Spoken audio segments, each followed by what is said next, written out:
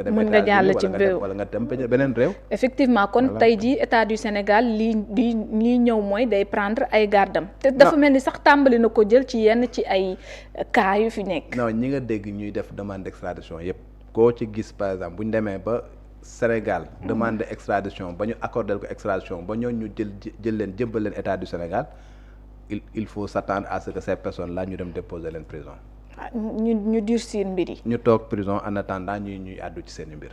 waaw kon loolu moom moo nekk li nga xamante ni fës na ci cas Doro Gueye en tout cas donc ñuy xaarandi fi yoon di mujjeek moom ci leneen lu ñu mën a wax rek moom moo di fële ca président Diomaye Faye daal dina fay jël ndogal ci décret bu mu signé en tout cas indi ay renforcement ak ay coppite ci li nga xamante ni moom moo di service yi ñu dénk kii di le premier ministre Ousmane Sonko loolee toftalu ci ak ay innovation yoo xamante ni mi ngi ci décret de 4 pages bi nga xamante ni moom la ñu Modou Diop di tegal noonu waaye it loolee baax na tey ñu expliquer ko parce que gis nañu suñu mbokk taskatu xibaar yi fësal ni ñu ci ëpp daal di ne primature dafa renforcer ay dooleek président de la république de premier ministre maanaam ministre super fort tey Daouda noonu mënee faram-fàccee li nga xamante ni moom la Diomaye tënk ndax am waawam déet dañuy jàpp ni dafa renforcer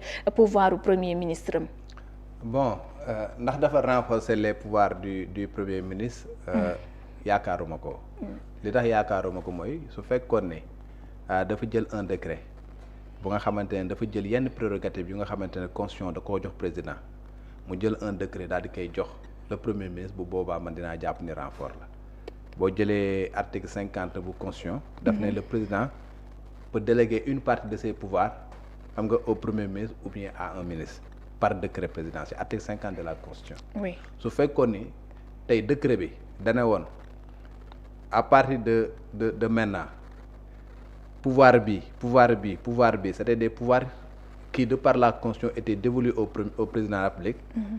jox naa ko le premier ministre bu boobaa renforcer la man loolu laay jàpp mais man décret bi c'est un décret de réorganisation parce que nu may waxee décret de réorganisation mooy dan tey le président de la République moom mooy définir la politique de la nation. oui et c'est le premier ministre mooy ki nga xamante ne moom mooy exécuter xam nga cette politique là définie par le président de la République.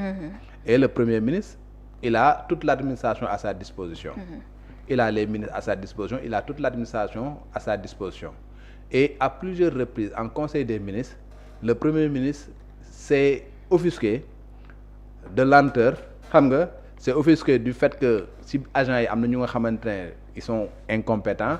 am na ñu nga xamante ne dafa amee lenteur administrative am na ñu nga xamante ne en matière de coordination dafay am ay failles dans la coordination et consorts et yooyu yëpp bi ñu toogee ba ci biir ñoom bi ñu ko càmbaree gis nañu peut-être am na lan lu nga xamante ne moom moo ko waral. Et à partir de ce moment-là ils ont fait des propositions yu nga xamante ne pour corriger tout ça. oui dans le cadre de la coordination de l'action gouvernementale. oui Maintenant décret bi c'est tout simplement pour mieux huiler la coordination de l'action gouvernementale et boo xoolee loolu moo waral sax am na yenn kuréel yu nga xamante ne décret bi mettraat naa ko en place yu bees yu nga xamante ne ça participe de cela pour mieux coordonner pour permettre au premier ministre de mieux avoir une vision globale sur lépp lu nga xamante ne ministre yu ngi koy liggéey sur tout ce que le gouvernement fait pour avoir une centralisation une coordination parfaite de telle sorte que nu muy exécuter l'action gouvernementale dina nekk lu nga xamante ne lu muy maîtriser la tey jii boo xoolee bu fekkee ne dañu créer benn inspection des services de la primature justement voilà c'est ça entre dans cela nga xamante ne moom ci boppam le premier ministre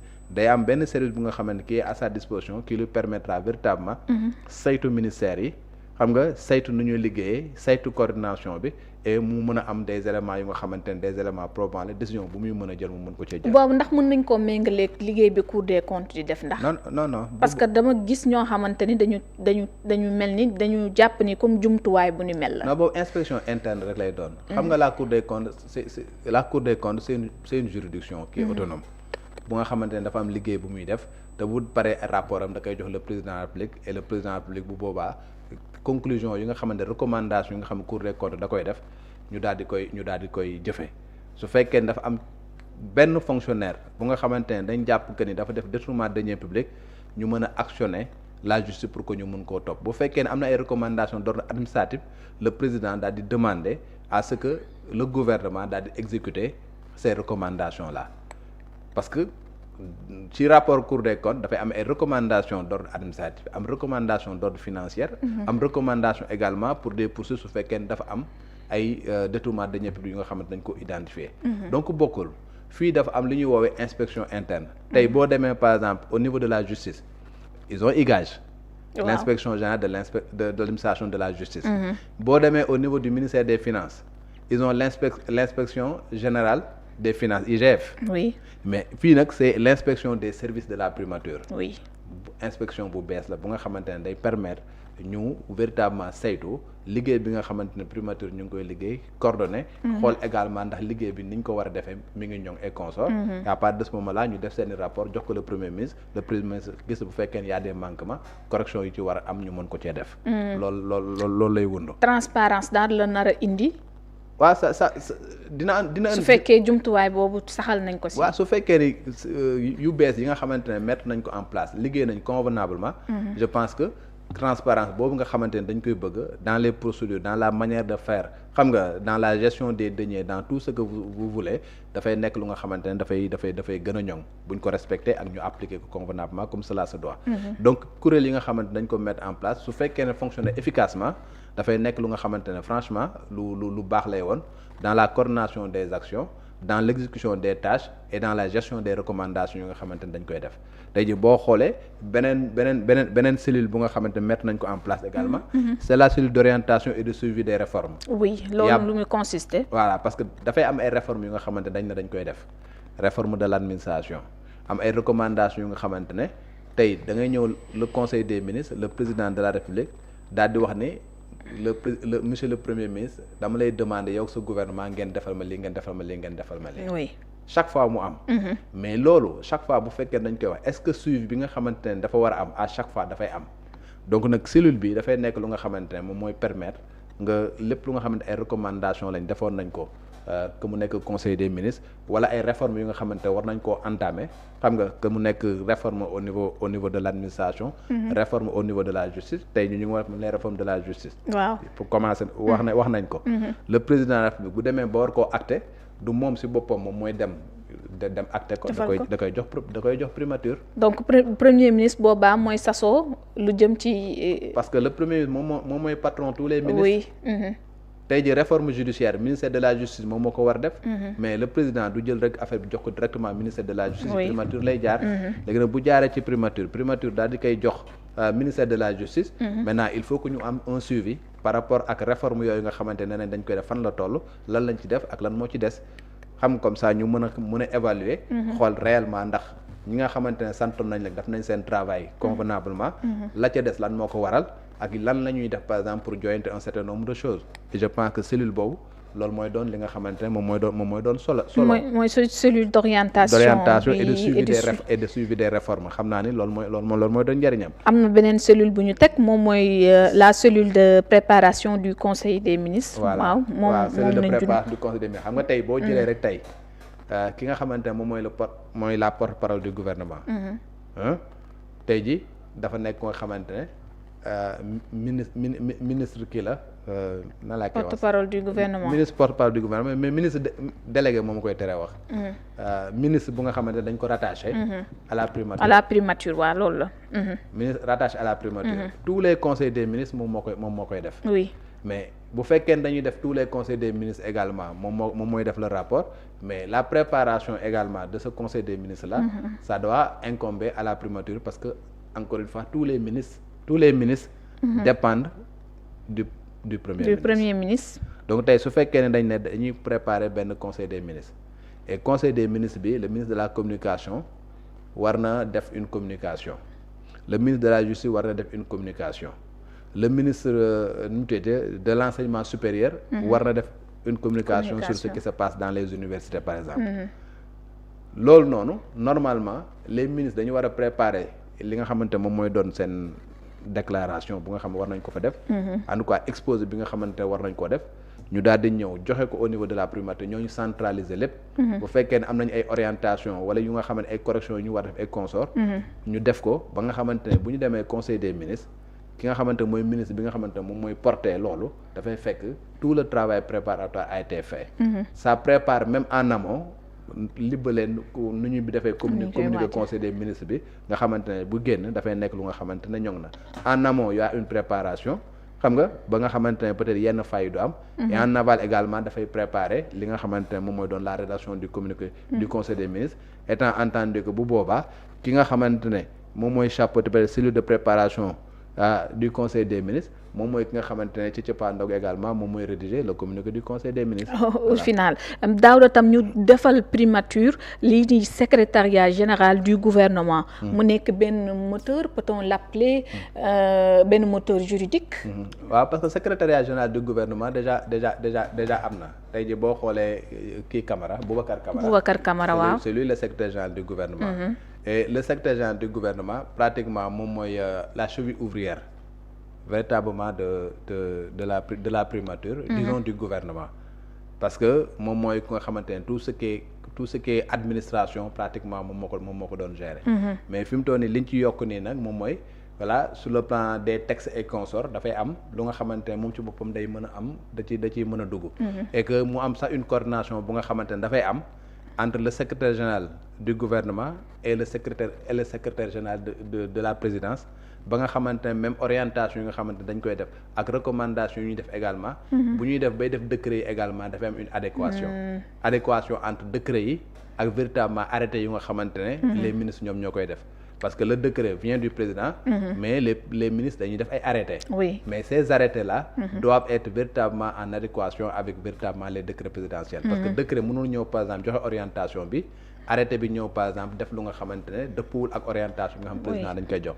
c'est comme rek li ñuy woowee la pyramide des normes tu peux pas avoir une loi bu nga xamante ne voilà bu conformul avec la constitution de la même manière également tu peux pas avoir un arrêté ou bien un décret bu nga xamante ne qui n'est pas conforme à la loi ni nga ko mën a comprendre également tu peux pas avoir un arrêté d'un ministre bu nga xamante ne dëppwul ak un décret présidentiel wala nga am une directive d'un ministre bu nga xamante ne dëppoowul avec une directive présidentielle loolu moo tax nag coordination boobu si décret bu bees bi c'est confié au secrétaire général du gouvernement pour véritablement coordination bi nekk lu nga xamante ne lu gën a ñoŋ la véritablement liggéey bi nekk liggéey bu nga xamante ne lu ñu gën a coordonné la et que ca cëppaandaw ko lañ cey recherché mu am efficacité bu nga xamante ne véritablement les décisions bu ñu ko jëlee dinañ ko mën a appliquer au bénéfice de la population sénégalaise parce que ca cëppaandaw ko loolu la quand on fait des conseils des ministres quand on donne des directives sa cëppaandaw ko c'est que pour que ñu traduire ko ay des actes concrets actes yu nga xamante ne dafay impacter la population et dafay permettre sénégalais yi ñu gën a mën a vivre mieux parce que c'est ça pourquoi on a élu des gens pour que ñu diriger ñu c'est parce que tout simplement dañoo bëgg ñu jëlal ñu ay décisions defal ñu lu nga xamante ne ñun dinañ ci yëg suñu bopp dinañ gis suñu bopp te loolu nag yi nga xamante ne dañ ko def noonu yëpp c'est à partir de cela pour que véritablement ñu am un gouvernement efficace bu nga xamante ne dafay jël des décisions yu nga xamante ne population yi dañ ci gis seen bopp donc daal en gros dañuy mën a jàpp ni lii président Diomaye def signé ko par décret beneen sas la bu ñu sas wala bokk yokkaat comme ni ñu koy waxee liggéeyu premier ministre en fait li décret bi rek day wane ne que ni tout ce qui est administration tout ce qui est gouvernement Ousmane Sonko moom mooy patron bi ak liggéey bi nga xamante nañ ko war a liggéey dans la coordination et consort moom mooy la seule personne bi nga xamante ne moom moo war a chapeauter lool et loolu nag pour mu mën koo def dafa am ay jumtukaay yu nga xamante war na ko war na cee appuyer wu et ñu créer ko ay kuréel nag yu nga xamante ne daf koy permettre à tout simplement bu jëlee ay directives mu am fu nga xamante dafa la koy jaar la pour que ñooñu mën koo doxal tey jii par exemple bu ñu nee inspection des services am na lu nga xamante ne pàcc bu nga xamante ne le premier ministre da leen koy jox pour que ñu doxalal ko bu nee cellule d'orientation et de suivi des réformes pàcc bu nga xamante ne le premier ministre da leen koy jox pour que ñu doxal ko cellule de préparation des conseils des ministres également am na pàcc bu nga xam ne premier ministre da leen koy jox pour que ñu préparer ko sans compter nag loo xamante ne moom ci boppam moom mën na koo gis en tant que premier ministre wala mu jànkonte ak moom wala ñu indil ko ay yenn kayit wala mu nekk lu nga xamante ay dénonciation la et consort mu mën a moom ci boppam daal di demander à ce que ñu defal ko enquête bi war pour que ca pandaw gi mu mën a jël les décisions qui s'imposeront. waaw léegi président sànq yaa ngi wax ne joxu ko pouvoir bi de ba léegi ay article junj nga ko fi. waaw article 42 46 47. 51 52 72 73. 81 89 et 90. ba tey moom mooy wane ni. waaw xam nga li tax ñu naan nguur mi ngi ci loxoy président Diomaye. xam nga la constitution dafa clair. ku ci nekk daf laa jox pouvoir yi nga xamante ne moom nga am. dans la constitution amul benn pouvoir bu nga xamante ne jox nañ ko ñu ne le premier ministre yow yaa am pouvoir bi. pouvoir bi ñu ko jox peut-être ci constitution bi moom mooy yow yaay ki nga xamante ne le président bu définir la politique de la nation ba pare yow yaay ki koy exécuter avec ton gouvernement. Le premier ministre n'est même pas considéré comme une institution. Ah bon? C'est le gouvernement qui est une institution. Pourtant ñu jàpp fi ay nit ne offense. waaw loolu moo tax chaque fois fii laa doon wax ma ne. Offense à une personne exerçant tout une partie des prérogatives du président de la République. dafay fekk le président de la République jël un décret présidentiel daal di ne pouvoir bii nga xamante ne constitution dama ko jox pouvoir bii nga xam ne constitution dama ko jox jël naa décret bi confié naa ko le premier ministre wala confié naa ko ministre sangam à partir de ce moment là ki nga xamante ne dafa offensé ñooñu noonu dafay mel ni comme si le président de la République la offensé. À partir de ce moment là les dispositions xam nga de l'article qui réprime véritablement l'offense au chef de l'État l'article 254. dafay appliqué wu ci nit kooku. bu boobaa nañuy condamné ki nga xamante dafa offensé le chef d'État noonu la ñuy condamné ki nga xamante ne moom moo def loolu. mais décret boobu chaque fois je le dis décret boobu man gisuma ko. et jusqu'à présent c'est un décret qui n'existe pas. À partir de ce moment là décret boobu nga xamante ne le président dafa jël ay prérogatives jox ko le premier ministre loolu bu amoon nga ne kii renforcer nañ ko. est-ce que du kon ay réformer constitution bi kon ci loolu la mbir yi mën a jaare. waaw c'était proposé à un moment donné demoon nañ bañ ne dañuy créer un poste de vice-président. ça fait partie même sax ci projet bi la bokk. ci projet bi la bokk. waaw ñu ne dañuy créer sax un poste de premier ministre. mais poste de vice-président.